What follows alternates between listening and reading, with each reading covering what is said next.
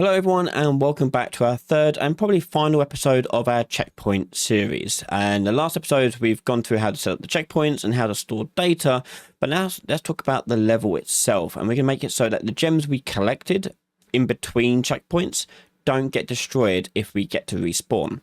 So let's take a look at how we achieve this using a flag system. So what do I mean by a flag system? Well, what's going to happen is as we walk through our gems here, we're not going to destroy the actors. We're going to basically just mark them for destruction and make them invisible. And then when we hit a checkpoint, that's when we destroy them. Okay. And if we respawn, we take a look at all the ones that have been flagged and make them unflagged. Okay. So if we die in between checkpoints, the ones that have been quote unquote destroyed come back where they should be. So let's take a look what these gems are doing when we walk into them. So we don't want to destroy the actor. We need to mark them as destroyed. So the first thing we need to do is make them invisible.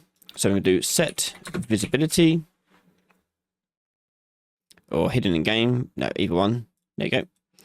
And we also make sure their collision is turned off as well. So over here, we're going to do set collision and do enabled actor enable collision,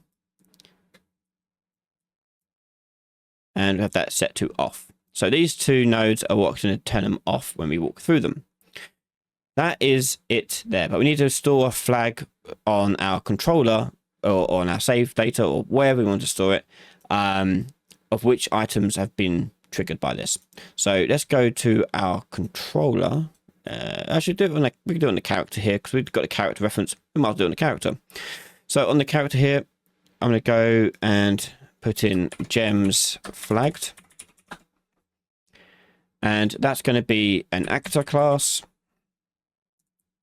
In fact, this could be anything. Flagged actors for removal.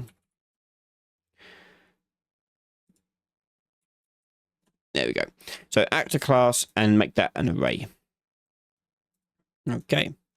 So, yeah. I want to take what we're doing here and I want to put it on a function on the third person character.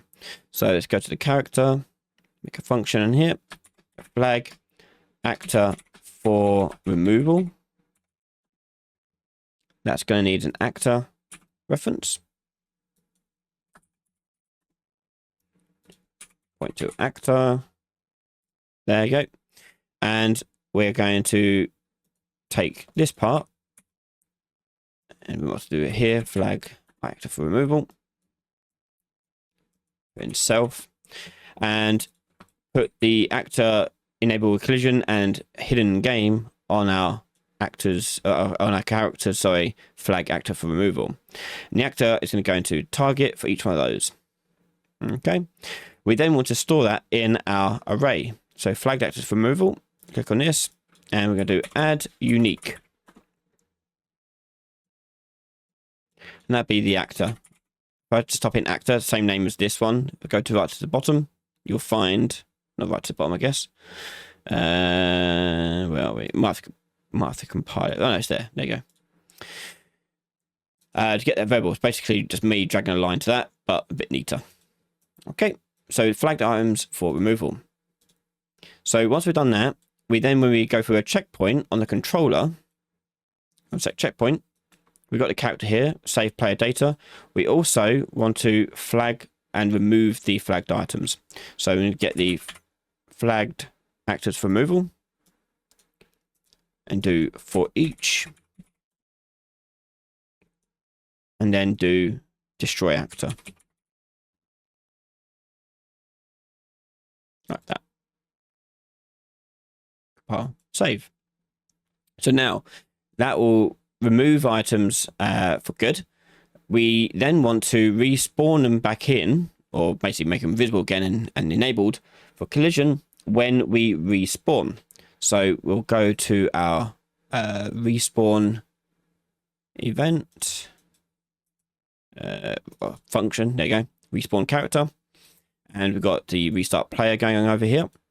I want to get before we do that, I actually need to go to the character first, sorry, because the character needs to, when we call that event, respawn character, because the flagged actor for removal is on the character in this instance, I need to do that before this thing gets destroyed by this destroy actor. So I'm going to just move that down as well, drag in my flagged actors for removal, and we're going to do a for each loop. Completed will go to respawn actor and destroy actor. And then loop body, we'll take the array element here and we're going to unflag them essentially. So we're going to do set actor hidden in game. And it's going to be false. I just realized I left that one as true, false as well. We'll do that in a second. And set enable collision. Oh. Set actor enabled collision. Let's set that to true. So yeah, when we go to flag actor for removal, oh no, I did do it. That's hidden. No, fine, we're good. We're good. Okay, so we just need to call this flag actor for removal on the gem, and then yeah, all good. Okay, we like what we see. So let's test this out. If we go through our 3 points here, I haven't hit the checkpoint yet. Hit respawn, and they're back. Hey. So now I'll hit the 3 gems, hit the respawn, and they're gone for good. And then carry on going. And away we go. Okay. So here we might have some issues like this. So the array that we're looking for is now empty. Like this, it will not getting empty, but it's getting it needs to be removed. So when we do that on the controller, over on set checkpoint, destroy actor, we actually need to clear them from the removal list. Okay, so we're going to, what we're going to need to do actually before we do that is I need to keep a copy of this, because if I were to modify this array whilst the for each loop is going on, so if I put it here, for example, that's no good because the for each loop is going to get a bit wonky and busted.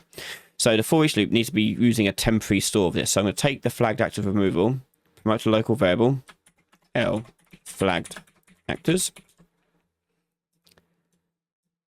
And we're going to use that for the for each loop. And then on the loop body, I'm going to take my flagged actors removal and do remove index.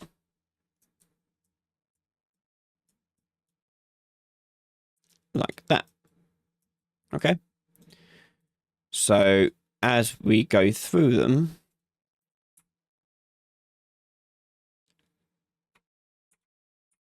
and if I go through them now with the checkpoint, they're gone. Hit escape. And we've got a couple still access none. Still on this array. That should be gone by then. Another thing we can do on here, I guess, then is just do an is valid check on this. There's another alternative method. So I only do that if it's valid, obviously. So let's just check that, make sure we don't get any errors this time.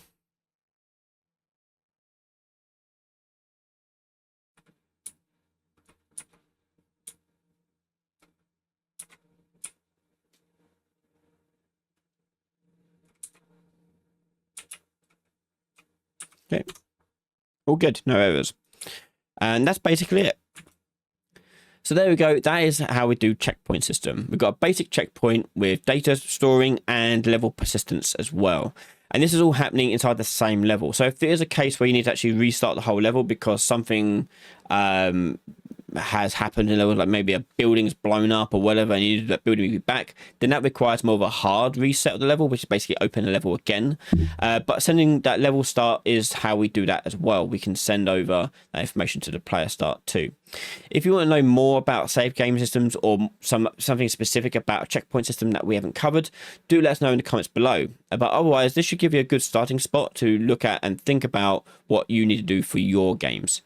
Now, if you like what I do here and want to support the channel, head over to patreon.com/Ryan Laley and support us over there from just $1 a month. And if you want private training or tuition or support for your own projects, consider becoming a Diamond Patron or head over to our website, ryanlaley.com, for information about private sessions and tutoring. Thank you so much for watching. Make sure you have subscribed, and I'll see you all in the next episode. Bye for now.